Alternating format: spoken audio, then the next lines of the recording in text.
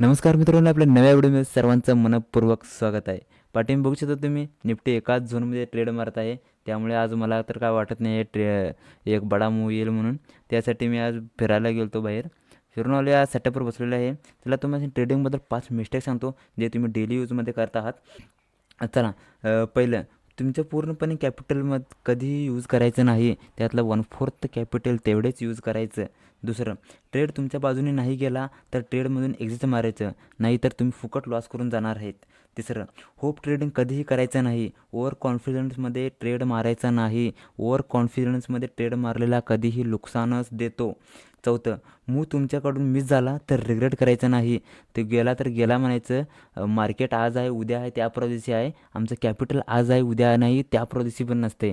त्यामुळे लक्षात ठेवून घ्या, हे 5 पॉईंट आहेत. लक्षात ठेवून ट्रेड मारा. व्हिडिओ आवडल्यास लाईक करा, शेअर करा, सबस्क्राईब करा.